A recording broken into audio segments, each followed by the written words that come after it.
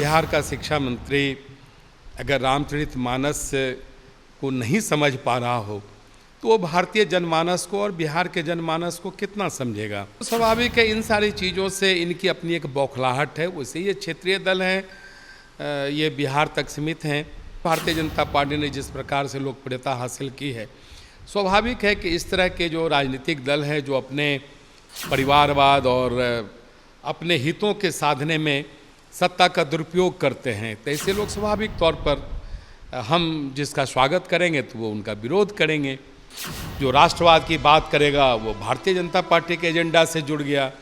जो अपने हमारे जो इष्ट हैं, प्रभु राम हैं, भगवान कृष्ण हैं, देवों के देव महादेव हैं, जब इनकी कोई बात करेगा तो उसे भारतीय जनता पार्टी का एजेंडा नज़र आएगा, क्योंकि भारतीय जनता पार्टी अपने गौरवशाली परंपरा को एक धरोहर के रूप में देखती है।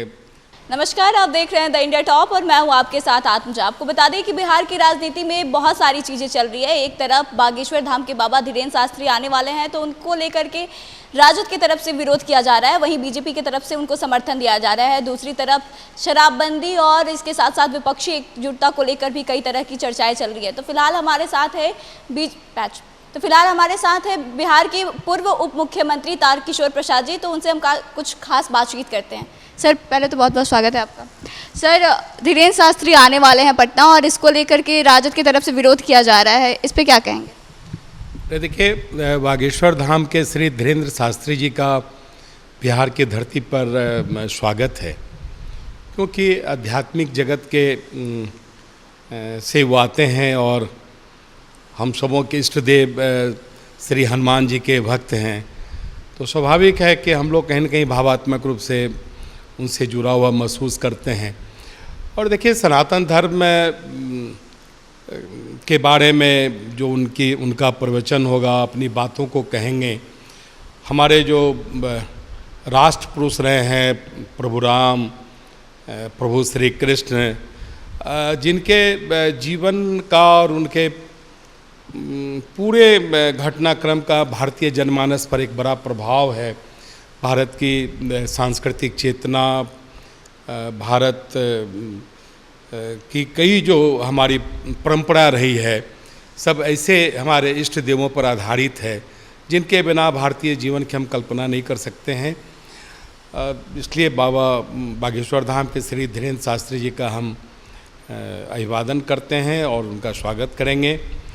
साथ ही राष्ट्रीय जनता दल ने जिस प्रकार से उनका विरोध प्रारंभ किया है, पहले तो बता दें कि महागठबंधन सरकार के शिक्षा मंत्री श्री चंद्रशेखर जो सनातन धर्म से आते हैं, लेकिन सनातन धर्म के जो प्रमाणिक ग्रंथ हैं, रामचरितमानस और हमारे वेद हैं, पुराण हैं, तो उसके बारे में जिस प्रकार से वो सतही टिप्पणी करते हैं, यह दुर्भाग्यपूर्ण है। बिहार का शिक्षा मंत्री अगर रामचरितमानस को नहीं समझ पा रहा हो तो वो भारतीय जनमानस को और बिहार के जनमानस को कितना समझेगा।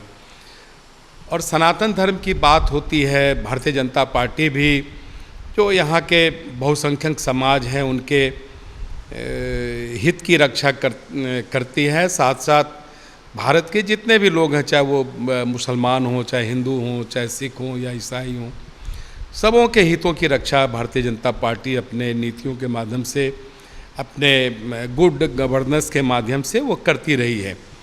लेकिन राष्ट्रीय जनता दल ने जिस प्रकार से इनका विरोध किया है वो दुर्भाग्यपूर्ण है, क्योंकि उन्हें पता है कि जो राष्ट्रवादी ताकत है, जो आध्यात्मिक ताकत है, वो कहीं न कहीं भारतीय जनता पार्टी ने अपने कम समय में जिस प्रकार से भारत को कहीं न कहीं एका किया है। और जो हमारे जितने पौराणिक गौरव के प्रतीक हैं, चाहे वो काशी विश्वनाथ मंदिर हो, चाहे महाकाल मंदिर हो, चाहे वो राम लला का मंदिर हो, सबों को हम सब एक सांस्कृतिक प्रतीक के रूप में देखते हैं। वो कोई सनातन धर्म का के ईश्वर का कोई वो प्रतीक नहीं है, वो पूरे भारतीय जनमानस के प्रतीक के रूप में इनकी पहचान है। और उसको हमारी सरकार ने एक गौरव प्रदान किया है आम लोगों को सहज रूप से इन सारी चीज़ों को बेहतर करने का काम किया है। तो स्वाभाविक है कि भारतीय जनता पार्टी जिस प्रकार से लोकप्रिय हुई है श्री नरेंद्र मोदी जी के नेतृत्व में, और वैश्विक स्तर पर भी भारतीय जनता पार्टी ने जो एक पहचान बनाई है, धारा 370 को ख़त्म करने का काम किया, तो स्वाभाविक है इन सारी चीज़ों से इनकी अपनी एक बौखलाहट है। वैसे ये क्षेत्रीय दल हैं, ये बिहार तक सीमित हैं, लेकिन श्री नरेंद्र मोदी जी के बढ़ते व्यक्तित्व से और भारतीय जनता पार्टी ने जिस प्रकार से अपनी एक पहचान लगभग सभी राज्यों में, पूर्वोत्तर भारत हो चाहे दक्षिण भारत के राज्य हो, वहाँ भी भारतीय जनता पार्टी ने जिस प्रकार से लोकप्रियता हासिल की है, स्वाभाविक है कि इस तरह के जो राजनीतिक दल हैं जो अपने परिवारवाद और अपने हितों के साधने में सत्ता का दुरुपयोग करते हैं, तो ऐसे लोग स्वाभाविक तौर पर हम जिसका स्वागत करेंगे तो वो उनका विरोध करेंगे। साफ तौर से कहना है कि बीजेपी के एजेंडा पे काम करने आ रहे हैं धीरेन्द्र शास्त्री, हिंदू मुस्लिम करने आ रहे हैं। श्री धीरेन्द्र शास्त्री जी भारतीय जनता पार्टी के एजेंडा पर नहीं काम कर रहे हैं, वो राष्ट्रीय एजेंडा पर काम कर रहे हैं, क्योंकि भारत की अपनी एक विशेषता रही है। भारत देवभूमि है, यहाँ सभी देवता इस धरती पर जन्म लेकर अपने को गौरवान्वित महसूस किए हैं। भारत देवों की धरती है, भारत महापुरुषों की धरती है, भारत संतों की धरती है। तो स्वाभाविक है कि संत जिसने पूरे भारत को एक दिशा दी है, प्रभु राम ने जिस प्रकार से अपने मर्यादित जीवन को जिया है, भारतीय जनमानस उससे कहीं न कहीं अनुप्राणित होता है। तो स्वाभाविक है कि ये सारी चीज़ें राष्ट्रीय जनता दल को खराब लगेगी। जो राष्ट्रवाद की बात करेगा वो भारतीय जनता पार्टी के एजेंडा से जुड़ गया। जो अपने हमारे जो इष्ट हैं, प्रभु राम हैं, भगवान कृष्ण हैं, देवों के देव महादेव हैं, जब इनकी कोई बात करेगा तो उसे भारतीय जनता पार्टी का एजेंडा नज़र आएगा, क्योंकि भारतीय जनता पार्टी अपने गौरवशाली परंपरा को एक धरोहर के रूप में देखती है।